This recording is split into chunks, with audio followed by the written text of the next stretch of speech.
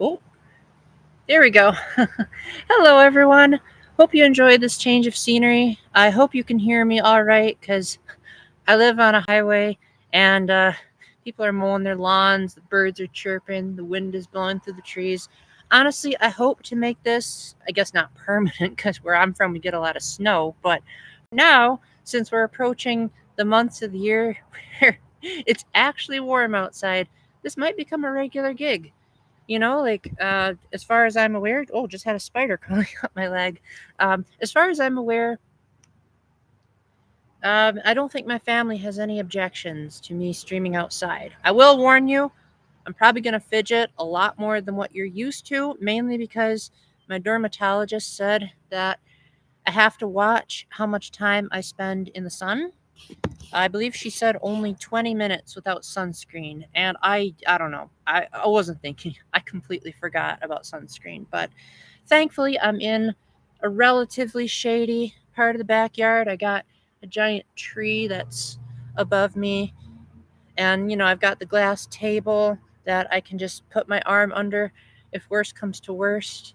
But for those of you that are watching the replay and not the live stream, I hope you will check out these bugs might make me change my mind about this setup. But for those of you that are watching the replay, I hope that you will check out my Comic-Con 2026 video, as I had an absolute blast. Pretty much the entire time was pretty much perfect. I got to meet Michelle Ruff, Stephanie Shea, and Abby Trott.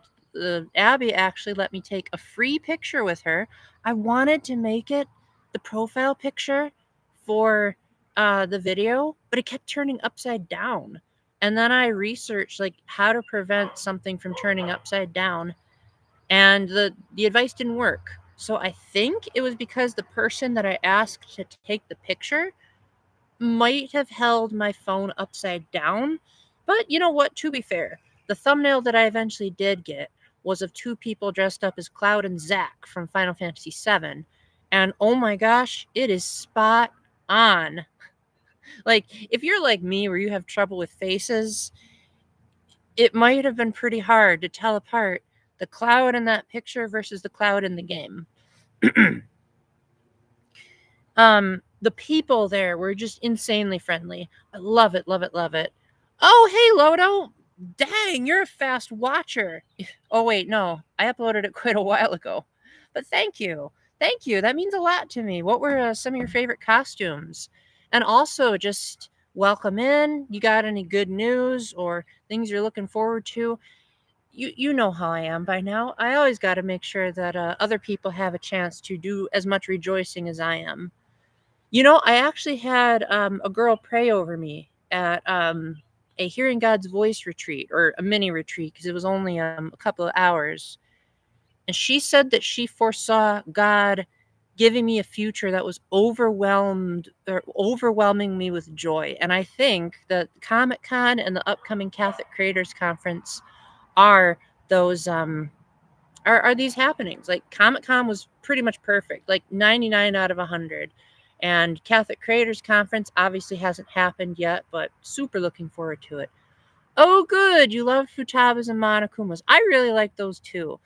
Both of those people were actually really, really friendly. There weren't too many people that weren't friendly. Like, obviously, there were some people that were more shy and they just wanted to get the picture and then head out. But Futaba, I actually stood in line with her for quite a while.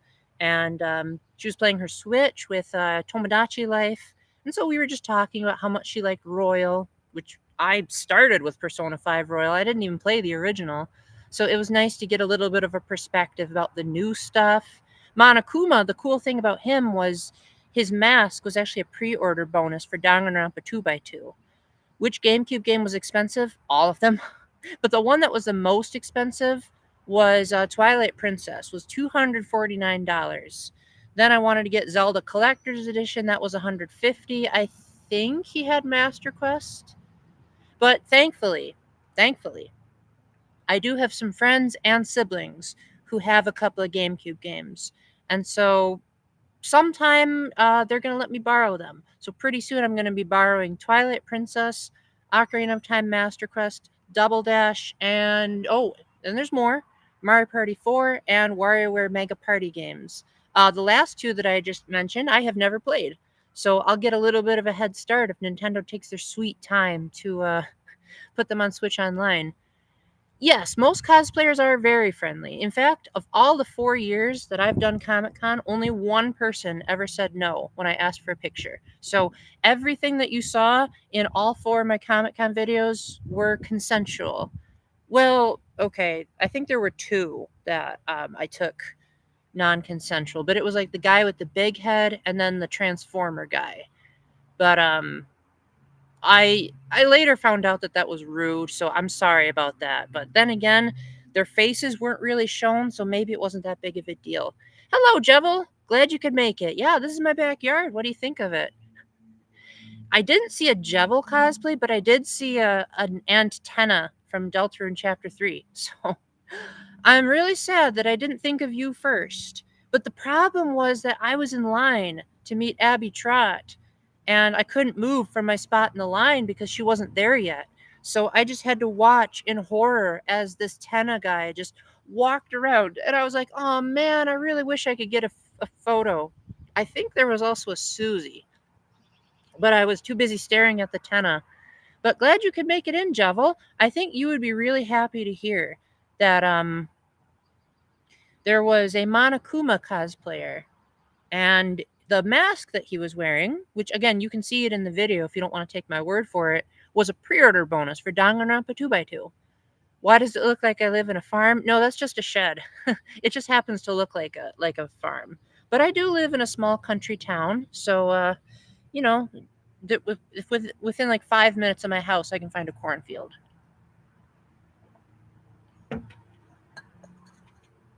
Oh, that's cool that you like my backyard. Another thing you guys might be happy to hear is that a couple of people at Comic Con said that they really wanted to follow my YouTube channel. Now, I'm used to going on a lot of trips, and I mean a lot of trips. And so I get that a lot of this is just like the heat of the moment thrill of someone being really nice. So I don't know for certain if that's going to happen, but one can always hope and one can always create a positive time capsule.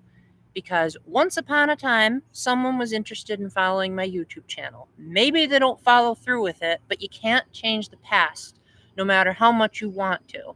So even if they end up hating my guts, they liked me at one point.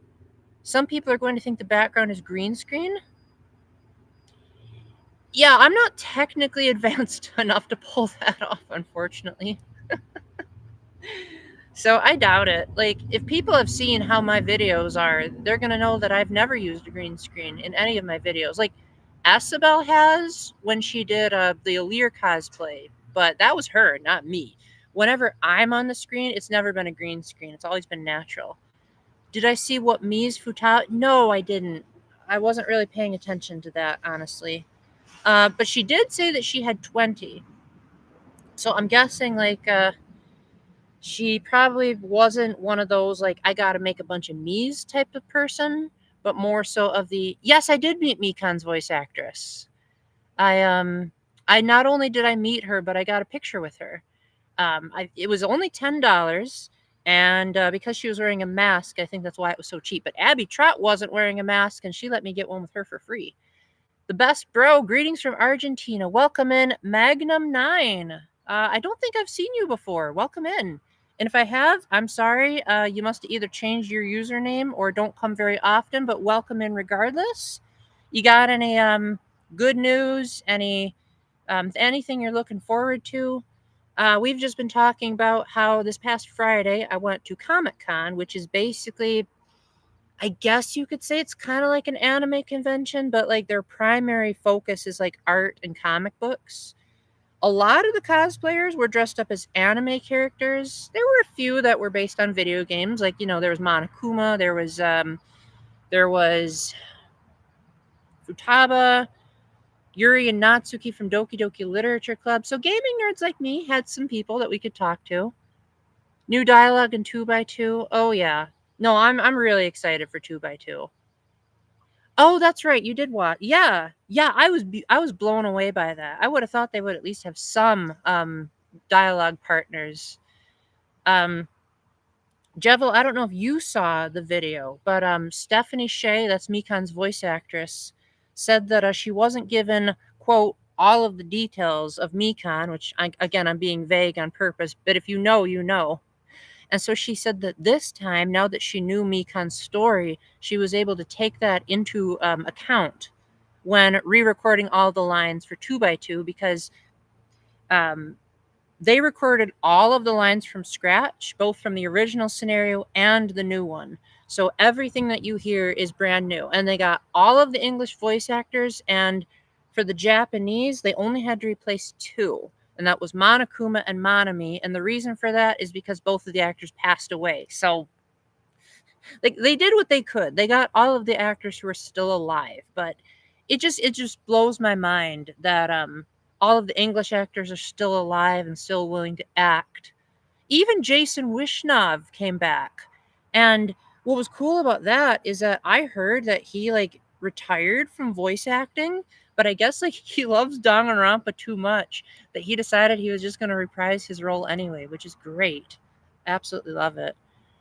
Cream's voice actress. Yeah, no, she seemed a bit tired because I met her near the end of the con. So I don't think I got a super good analysis of her personality, but I did think she was very pleasant. Um she seemed to really like Cream. She really liked the area. Said that there were people nearby that she was going to be able to visit. Did I buy any merch? The only thing that I bought was the picture with Stephanie. Um, to be honest, I wanted to buy some GameCube games, but like I said in the video, they were just so stupidly expensive. I think Sonic Heroes, which is a game I've never played, by the way, I'm pretty sure that was like $60. And I was like, for a game I've never played that I've heard very mixed reception on, I don't know. I don't know. But as you saw in the video, Lodo, I was thankfully able to get out of asking awkward questions because the cashier saw someone else that he knew. What about Johnny Young Bosch? Sadly, I did not get to meet him. His line was beyond packed. Like, I don't think it ever. Oh, well, actually, it did. By the end of the con, it slowed down so that there were only 4 people left. So I said, now's my chance. And I rushed to get in. And then the moderator said, oh, sorry, he's done for the day. So, oh, well. But at least I got to meet 3 new actors. And I got to. So I re met Zach Aguilar. And then I met Michelle Ruff, Stephanie Shea, and Abby Trott. Sonic Heroes was your favorite as a kid? Very, very nice. I really hope that I can play that game sometime because it sounds really fun. The problem is that when I first got into Sonic, I was very selective about the games that I played from him. And just for some reason, like a lot of the big ones that everyone loves, I just never got around to. Like, I never played Sonic Adventure DX. Sonic and the Secret Rings completely eluded me. Although, to be fair, my younger self was probably thinking, oh, it's just entirely controlled by motion. That's stupid. Never played Sonic 06, but to be fair, at the time I didn't have an Xbox or a PlayStation 3. I never played the Sonic Advance games. You met Johnny Young Bosch 10 years ago? Yeah, no, he's pretty popular, all things considered. He signed your copy of Persona 4 and Akira Blu-ray. I don't know what Akira is, but that's cool that you got Persona 4. I actually did play Persona 4 Golden when it came to the Switch. I didn't like it very much, but I've been told from a couple of people that one of the bosses, despite being a striptease, isn't as bad as I thought she was. So maybe I might be more okay with it if Persona 4 Revival comes out, but I haven't heard any official announcements as to whether or not it's coming out. I don't know when it's coming out, and I don't know if it's coming out on Switch 2. So we will have to wait and see. Oh, yeah, no, I'm really excited for Danganronpa 2 improvements, even just in the original scenario. I would love to see. I know one thing they showed was that instead of Hajime awkwardly walking back and forth, um, that it's now like an overhead world map, which is way more convenient and way more modern. And then I hope that there's more character animation, which I think they hinted at, but man, did I get really annoyed by those cardboard cutouts when I played the Switch 1 version, which technically Danganronpa 2x2 is also a Switch 1 game. So you could technically have both the Anniversary Edition and 2x2 on the same system. Yours truly is going to get it on Switch 2 because, I have a Switch 2, but I think that's cool that Switch 1 users don't have to feel left out. It's not bad since. Oh, that was you, Lodo. Okay, my apologies. Sometimes I forget who tells me what. But okay, that's cool. I will keep that in mind if it ever comes out again. It'll definitely be the revival version that I play, though, not Golden. Golden was just way too primitive. Yeah, no, I think the fact that it has the new scenario alone is proof enough for me that it'll probably be better than Decadence. You know what? The cardboard cutouts. For me, it depends on the game. For games like 999, it works really well because there's at least a little bit of animation. Like, for example, there's a character named Seven that whenever he laughs, you actually like see his belly chuckle. But in Danganronpa, like, there's like literally no sense of movement. They kind of just stand there. And when the camera moves to a certain angle, you just see like the back of them in complete blackness. Like they couldn't even bother animating back sprites, which is why I love the Thousand Year Door remake. Because in the original Thousand Year Door, the partners would always face the screen, but now they actually face away from the screen if you're walking forward. Yeah, it's a good thing that the Switch 2 allows portability for sure. Yeah, with Persona games, I tend to tell people that the idea is that you're supposed to get this impression that the people you're going inside of, at least in Persona 5, maybe in Persona 4 it's different, that these are wicked, terrible people. And like when I played the first dungeon of Persona 5, which is based on a pedophile and like the inside of his mind, it definitely achieved the desired result because I was thinking like, oh my gosh, that is absolutely disgusting that he's thinking about all this stuff. And it made me want to take him down more. If anyone good one, Jevel. Yeah, no, I agree. The Zero Escape games tended to get uglier as they went along. Oh yeah. Yeah, no, Zero Time Dilemma, I played it on the 3DS, and even by 3DS standards, I thought, man, this looks bad. And that's coming from someone who loves Professor Layton versus Phoenix Wright, and you know how wild that game's art style is.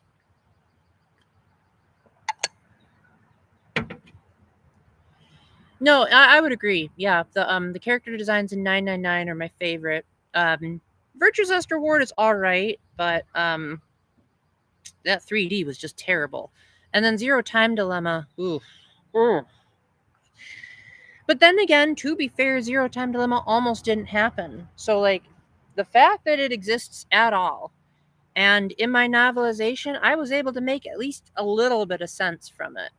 Um, I personally think I did a pretty alright job, all things considered. I think there are parts of it that make me cringe when I look back, but I think Uchikoshi would probably be proud of me if he read it. Because again, I wanted to respect the source material as much as possible. Because I know some people are like, oh, Uchikoshi should have done this and that and that. And I said, I'm not here to do revisionist history. If I do add anything, it's from the perspective of like interviews that he might have given where he said like, yeah, I would like it if this was canon. So, stuff like that.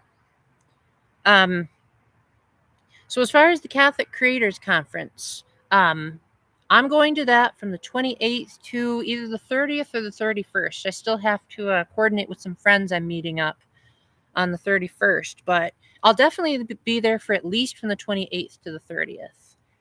I don't know anyone personally who's going. Like I've talked to a few of the people going, and I know of them. I wouldn't say anyone there is my friend. they did do anime games, so they are used to it. Oh, you mean Spike Chunsoft? Well, I'm not too well versed on what they did before 999, but what I do know is that the order that the games came out in Japan, in terms of like 999 versus Bandai Namco, they didn't make Virtue's Last Reward. That was Spike Chunsoft. I don't know where Bandai Namco comes in. Um, sorry, you'll have to back up a bit and give me a little bit of context on there. What was I saying? Ooh, you got the Nonary games. Very nice. That's phenomenal. Yeah, there's one more game in the trilogy. It's called Zero Time Dilemma. I would say it doesn't really matter which version you play. Just know that if you get the 3DS version, the touch controls can be very hit or miss. But they're pretty much the same, just like the console versions have slightly better lighting. But that's about it. Read your previous message. I did read your previous message. You said, by the way, if anyone get into Zero Escape series in chat, remember VLR and Z2D 3D modeling is so bad. The 2D model are way better. Then again, they did do anime games, so they are used to it. No Bandai Namco. Yeah, I still don't get it. I'm sorry. But then again, to be fair, there are sometimes you're not the only one that sometimes says things like after I've already finished talking about them, so don't feel too bad about it. But yeah, the order that you should play the Zero Escape games in is 999, Virtue's Last Reward, and Zero Time Dilemma. If that's too hard to remember, just play them in alphabetical order. And if that's too hard to remember, then just play them in the order of release. So there, you got 3 different ways to remember them by. But yeah, the Nonary Games bundle, in my opinion, and I'm going to keep this spoiler free because I have someone else who sometimes watches this who's playing Nonary Games, and she hasn't gotten through 999 yet. All I'm going to say is I loved that it added voice acting. I like that it added adventure mode so that there's not as much descriptions. I like that there's a flow chart, even if I think the game does a horrible job of explaining the flow chart. I kid you not, every single person I have ever known who has tried to figure out that flow chart had no idea what they were doing. And they literally had to say, like, Paul, you're going to need to explain this to me better than the game is, because they didn't see, the original 999 was meant to be replayed over and over again so that eventually you could speed run it. And it wasn't made with the flowchart in mind. So when they did the remaster, they tried to alleviate that. But then some of the holdovers of like playing it on a DS, they weren't fully able to iron out. But the voice acting was great. The new final puzzle that they did to replace the one on the DS was a bit of a letdown. You lose a lot of the poetry, but I think they did the best that they could. All right, read your previous message. I don't think it edited Jevil. I'm afraid I don't see. I didn't erase anything, so it was totally on YouTube's end. Oh, good. I'm so glad you're diving in, Lodo. Do you have any questions about Zero Escape? Because Jevil can attest to this. I am the biggest fan of Zero Escape in the world. I've written 3 walkthroughs and a novelization of Zero Time Dilemma. Is a DS version worth it if you have the remaster? Good question. I would say play the remaster first, and then if you're confused by the ending, then play the DS version, because like the original game was meant to be like, this is the kind of experience that's only possible on a DS with like its unique features and the fact that it's a video game. So when the remaster came out, they had to take into consideration the idea that it was on one screen and that you could save and that you could use a flowchart. So when you get to the true ending, there's a lot of poetry when you're playing it on the DS that gets lost in translation. Like, I still think Nonary Games is a perfectly playable version of it. It's just, again, like if you like a lot of the symbolism and if you like how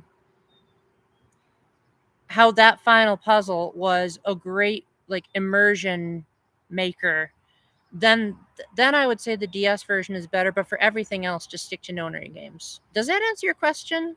Because I played the DS version first, and I'm glad that I did, because I probably wouldn't have had a clue what I was doing in Nonary games if it hadn't been for that.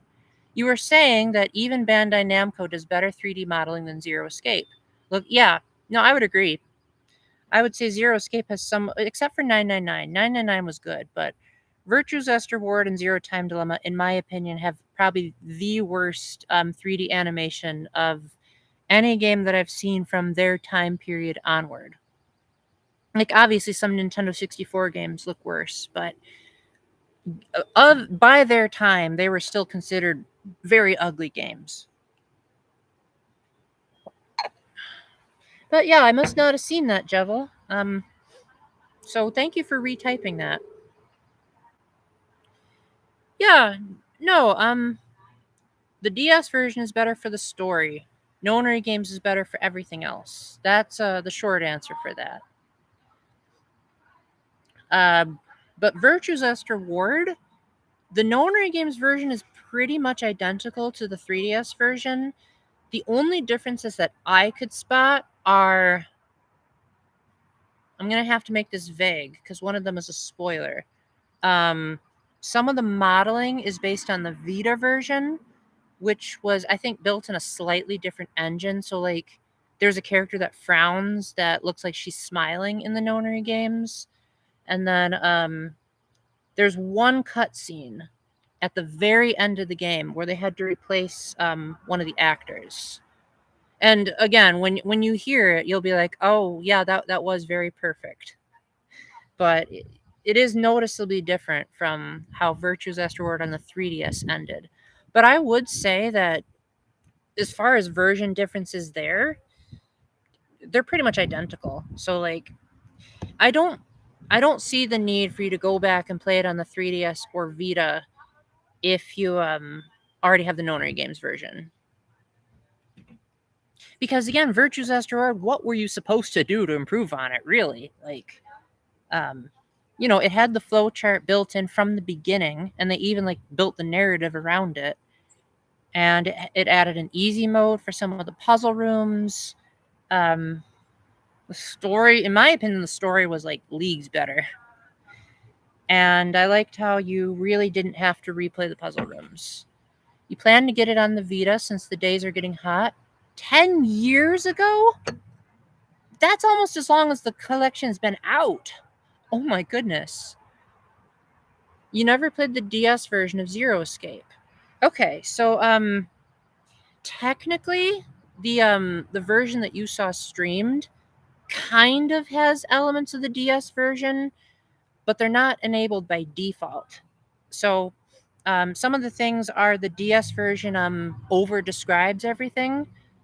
So like it goes into detail about like what the walls look like, and if someone dies, it tells you like what the blood splatter looks like and what like their body parts look like after the death. And you can still do that in the Nonary Games version, but by default it skips over all of that to focus more on the talking if you're playing it in an adventure mode.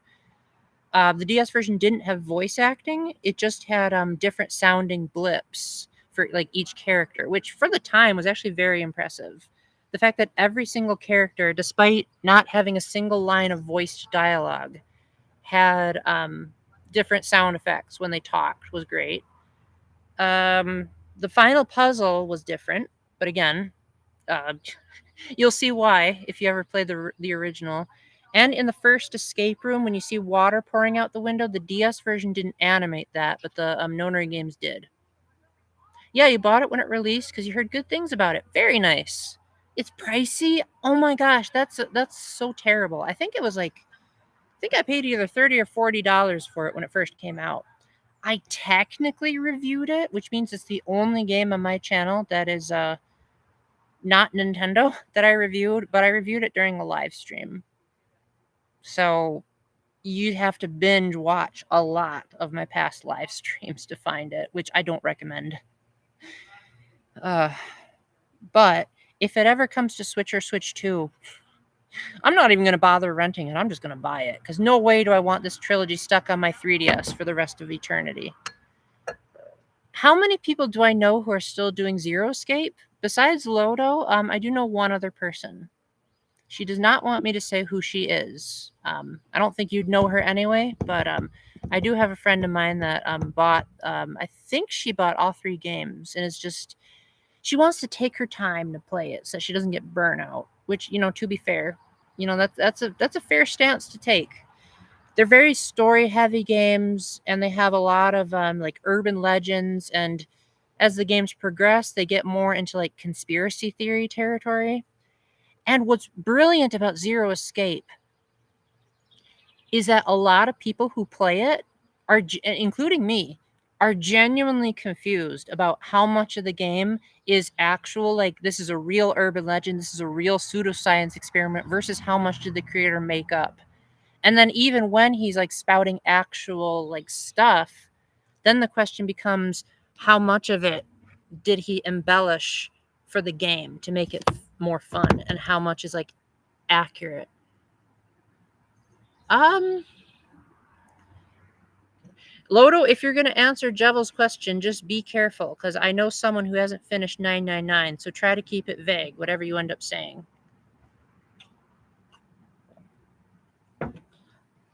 Oh, yeah. No problem. Like I said, I have to stay away from the sun, so I apologize for constantly shifting you guys. My dermatologist is very, very, very picky about how much sun I'm allowed to have. Oh my gosh.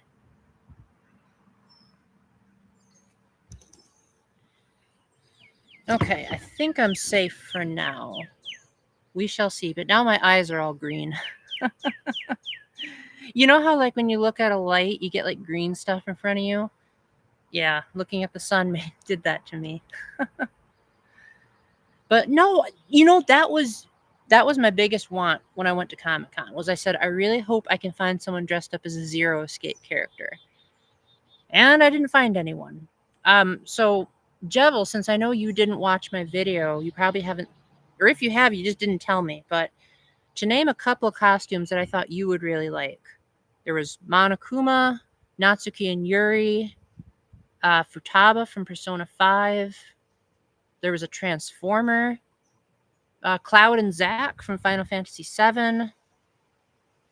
Am I going to do a spoiler live stream for the Nonary games? Yes. Oh, absolutely. You can thank Jevel for that idea, Lodo, because he and I, we've played through all 3 games. Well, I've played through them several times. He's watched them be streamed several times. And so he might be the only person I know who loves the games as much as I do. And he's been begging and pleading to be able to spoil them. And I keep saying, now, wait a minute, I don't want to ruin it for people. So I finally just decided one of these days I'm going to do a spoiler live stream where I just put in the title something like Zero Escape Spoilers, Be Warned. And if Jevel's the only person that shows up, I don't care, because I got to do it at some point. Because I love Zero Escape too much, and I'm tired of people taking their sweet time reading my walkthroughs and novelizations. So I'm the type of person that I have to say what's on my mind. And I've been keeping this in my mind for way too long, because in my opinion, Zero Escape has by far, like by a huge margin, my favorite story in all of media. Which Transformer? I've never watched Transformers, so you'll have to watch the video and you tell me, Jevel. Oh, okay, that's cool that you were there. Yes, I am going to do one for Danganronpa 2x2. I do want to be a bit more specific. Jevel, listen carefully. Take notes if you have to. When I said a month after the game was released, that's assuming that it takes me less than a month to beat it. But I will let you know as soon as you come in whether or not I've beaten it yet, so that we can make sure that I don't end up being spoiled by you. So does that make sense? You watched Zero Escape first, then you played it on my own. I don't think you ever told me that, Jevel. That's cool that you finally actually played it. Zero Escape is actually one of those games that's both better and worse when you watch it played, because it's so story-driven that you're basically just pressing A to advance the dialogue anyway. But there's a certain charm from, like, watching people There's a certain charm from watching people like try to make the decisions and piece their way to the true ending. I actually know of a person, I won't say who, just in case this is a spoiler, but I watched a person stream 999, and she was one choice away from getting the true ending route on her first try. Eventually she just told me, like, Paul, what did I do wrong? I said, yeah, you said that incorrectly. She's like, how would I have known that that was the right thing to do? So I was just like, for your first try, I didn't nudge her at all. I said, I'm going to let you make the decisions for yourself, and you tell me when you want to let me know. And so eventually, once she got to a zero time dilemma, I told her that I don't want to tell her exactly what I told her. I just said there was one part of the game that was kind of buggy. And so she said, Paul, I just want you to literally narrate all of my choices for me in the perfect order. And I did, all by memory, too. Oh, good. I'm glad you can participate, Lodo. If How am I going to do this to make sure that you're there? I'll tell you what. And again, take notes if you forget this. As soon as I beat Danganronpa 2x2, I will put out a community post. So check your community posts. But again, it has to come out first, so you got a while to wait. You played Danganronpa 2 on your Vita and beat it in 2 days. Wow, that's great. I unfortunately got into Danganronpa very late, and it was after. So Jevel and I have a mutual streamer friend named Pegasus Angel, and she streamed Danganronpa, and I showed up at the absolute worst time. I was at the second to last class trial, and that was my very first exposure to Danganronpa. But I loved it so much that I decided that I wanted to get into it whenever it came onto the Switch, and I did. I knew pretty much everything, but that was my first exposure playing it, and then Danganronpa 2 ended up being my number 6 game of 2021. In hindsight, I probably would have put it a lot lower because they really hardly changed anything about the Switch version. But for a first time perspective, I think number 6 is pretty fair because it was a pretty good story, albeit it relied a lot on the Danganronpa Zero novel to make sense of it. But if you look past that, it's pretty fun. Yeah, that is pretty wild, Jevel.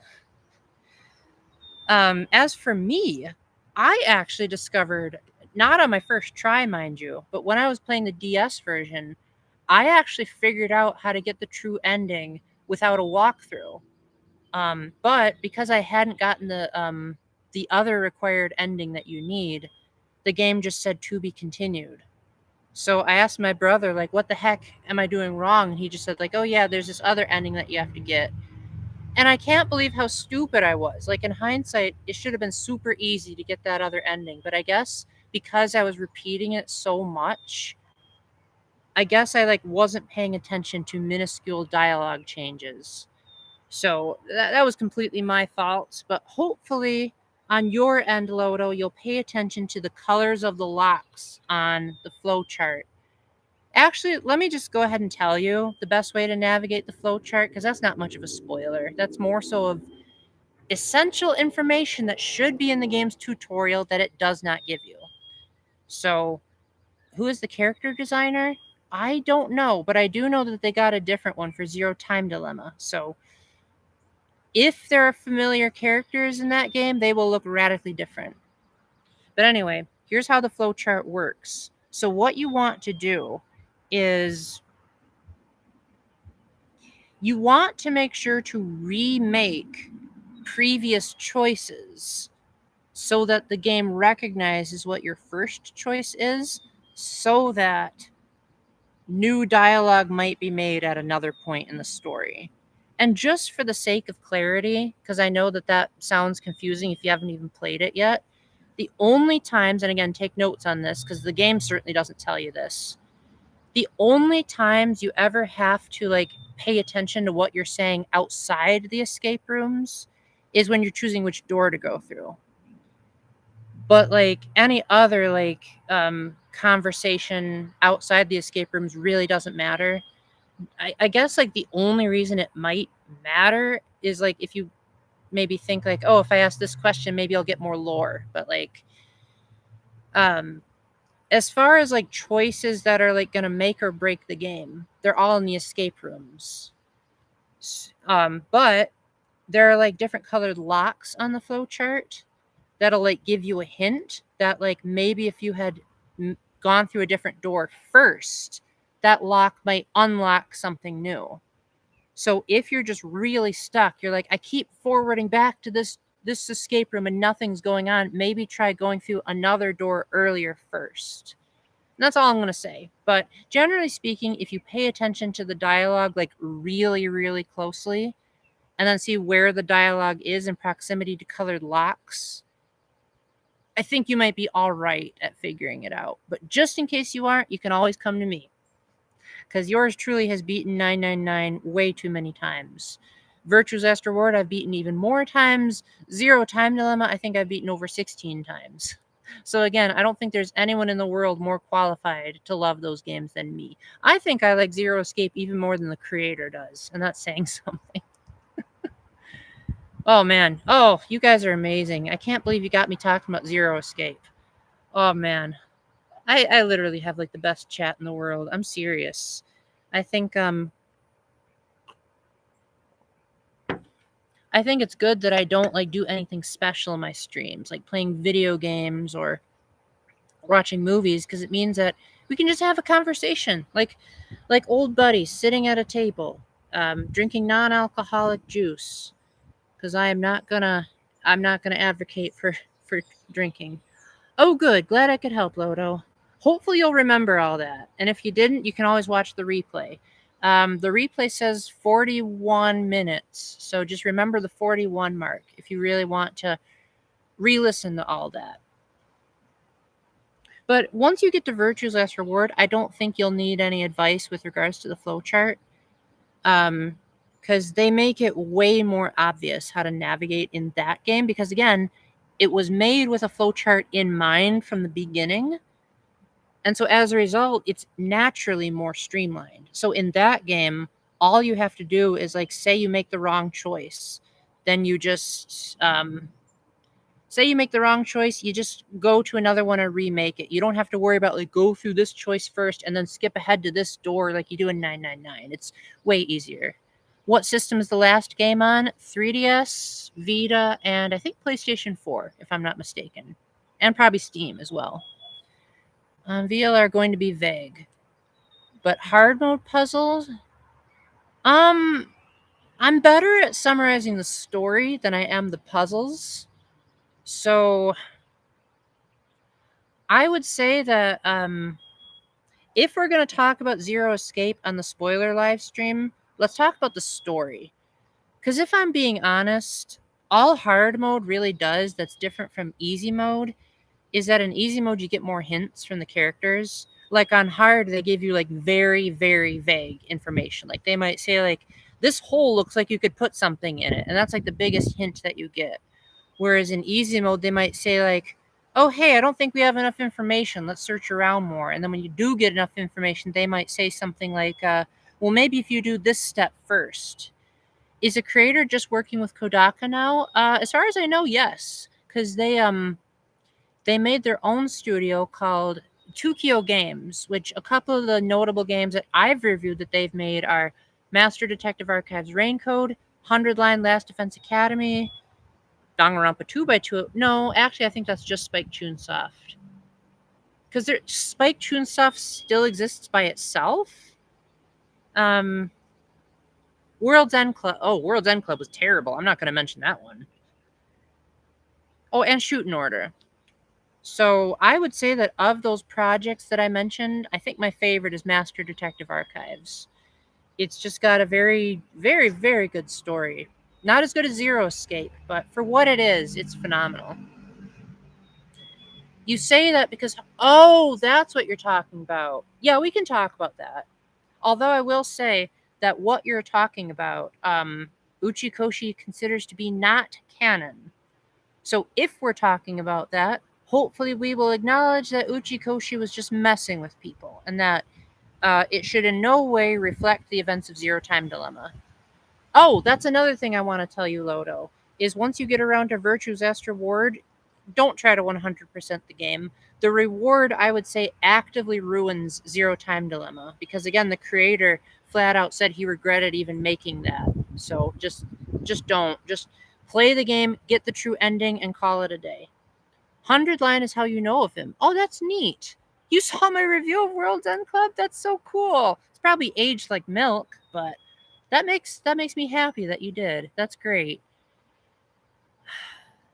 Now that I think about it, I hope my World's End Club has like a link to 100 Line, because that's like the closest comparison I can think of.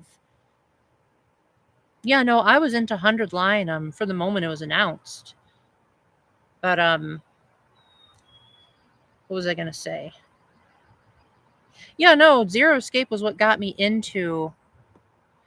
I would say it's even worse than collecting all of the Korok seeds, because again, I'm gonna be vague, but if you complete all of the escape rooms in Virtue's Asteroid on hard mode, you unlock a secret ending. And that secret ending was so bad that the creator apologized for making it and then clarified that it was non-canon, saying like, do not expect anything in this ending to affect what happens in Zero Time Dilemma. And as someone who did see that ending after I played Zero Time Dilemma, I said, oh my gosh, this is going to completely ruin the third game if people watch this. So, like, if you want the best experience with the third game, just do not watch it. Or do what I did and find it after you've beaten Zero Time Dilemma. Or just if you do watch it and you're just way too curious, just pretend that it didn't happen. But as far as finding all the Korok seeds, I would say that that's like yeah, all you get is a giant pile of poop, but it doesn't like ruin a narrative. Like you can still play Tears of the Kingdom, and if you've collected all the Korok seed, it's not going to ruin it. Good for you, Jevil. Good for you. I'm glad that you were able to get it. Yeah, no, I watched it. I think it was like at least a year or two after I beat Zero Time Dilemma, and I was like, oh man, this is terrible. Ugh. But I will say though, if you're interested, I only know of one person that took me up on this, but if you're interested, I pretty much have Zero Time Dilemma memorized. So if you're just like really curious about like the ultimate way to play the games, like which decisions to make in which order so that the story makes the most coherent sense, let me know. Because I'm pretty sure I have like literally the perfect order. I did get some help. I'm not going to pretend to take all of the credit, but like I said, I played it over 16 times. And as someone who knows that game probably more than I know any other game, the order that you play it in definitely impacts, like, oh, this scene makes sense because of the context of this one. So, and I did that. I typically also did that with Virtue's Esther Ward 999. Send me your guide.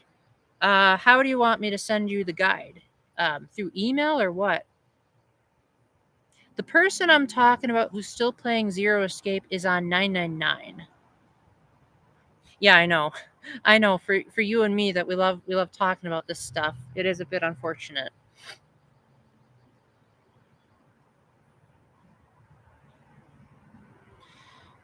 But if I'm going to send you the guide, you'll have to send me either an email or something like that. I'm pretty good at checking my email, so you shouldn't have to wait too long for a response from me. In fact, I would say I'm almost too good at checking my email.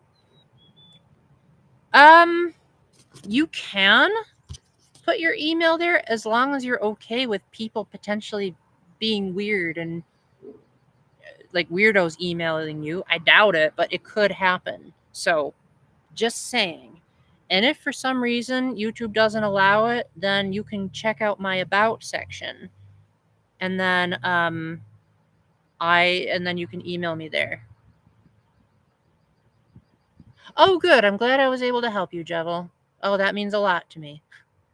I worked so hard on those walkthroughs, and all the people that appreciated my help means so much. Yeah, Zero Time Dilemma for some reason just got rid of the easy mode, which I found was unfortunate.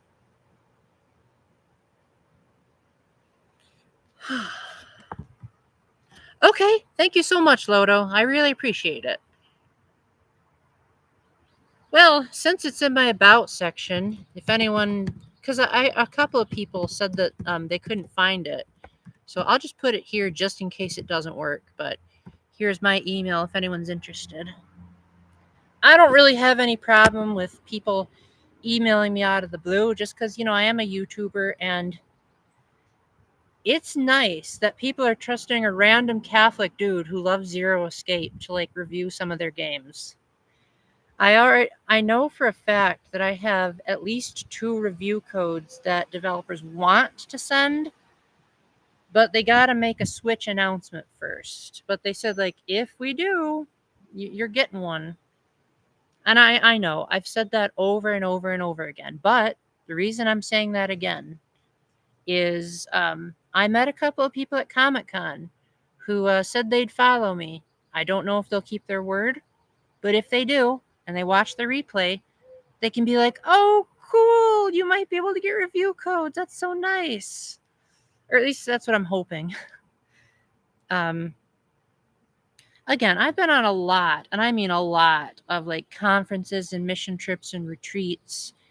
And there are quite a lot of people that, like, when you first meet them, they will say things like, "Oh my gosh, you're such a sweetheart, and I want to follow you, and I want to do this and that and that." And then usually they'll like follow you a little bit, and then they'll just completely fall off, or they'll completely forget.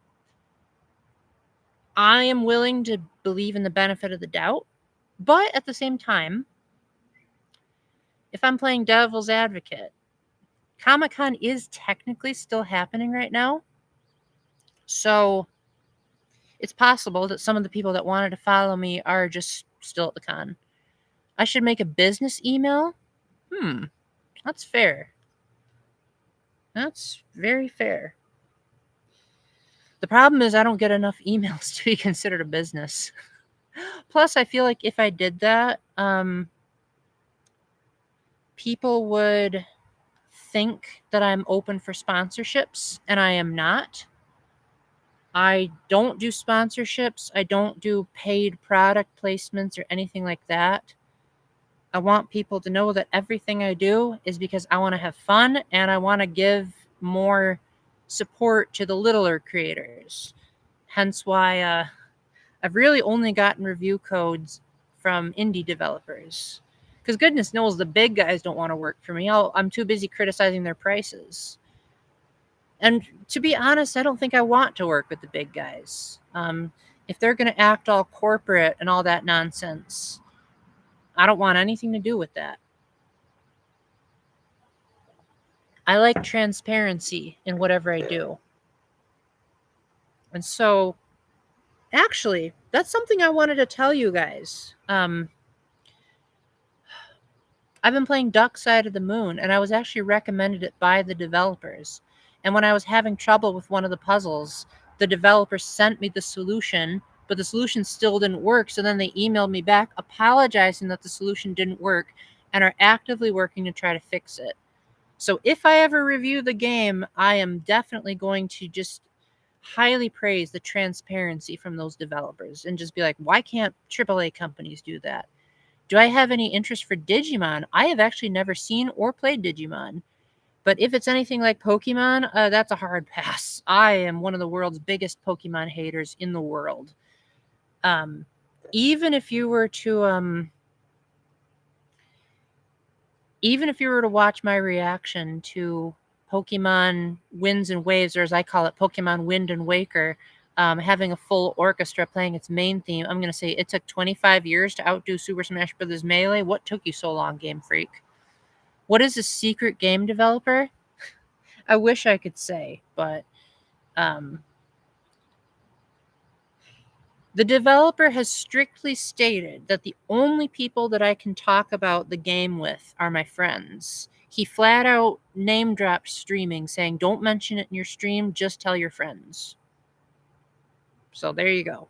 I, in a sense, signed an NDA.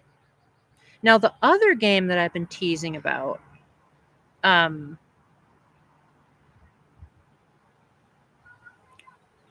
technically could talk about it because it's already been announced, but it's only been announced for Steam. So I think at this point I'll just keep it a secret, just because I don't think this developer wants me to reveal that it could be coming to the Switch or Switch 2. If it's on sale, definitely check it out. I would rent if I were to do anything. So you'll have to tell me about like the gameplay style. Like, what would I expect from it? Is it something like Fire Emblem, for example? Am I part of a game? Nope. Just I guess my channel has just grown enough that people have liked my reviews and want me to review their games. I have gotten sent one review code in the past, and that was for Automaton Lung. I never reviewed the game because I never was able to beat it. I found it too hard. But nope, not a tester. Although, I wouldn't be opposed to that. I just don't think I can.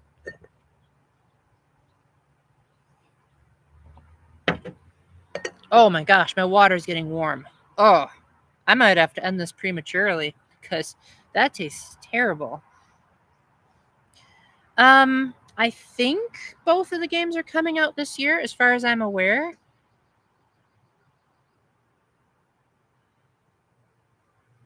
But I can't say any more because I don't think even the developers have released release dates yet.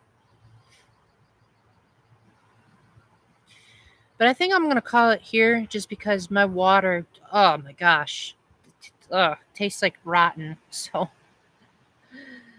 I think if anyone wants to know all this chatter and how great Comic-Con was, you can either watch the Comic-Con video that came out, or you can watch the replay. I don't even know when it releases, even if I wanted to tell you, Jevil. All I've really heard is that they're aiming for a 2026 release. So I'm telling you everything that I know as far as release date.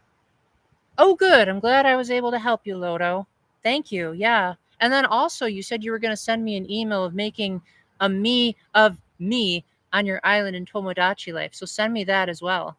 All right. Well, thank you, Jevil, Lodo, and there was that guy from Argentina, that or girl. You know, could have been both. Let me see who that person was. So give me just 1 minute so I can scroll up. Magnum 9. Okay. All right, guys. Well, thank you very much for joining me on, I think it's my first outdoor live stream. Hopefully this will be more regular, but if it is, it's going to be shorter because that water just, ugh. But I hope you guys enjoyed the scenery. Hope you guys enjoyed your day. If there's anything I missed, you can always just comment on a random video. But until the next time, remember to keep the faith, stay epic, and God bless. Bye.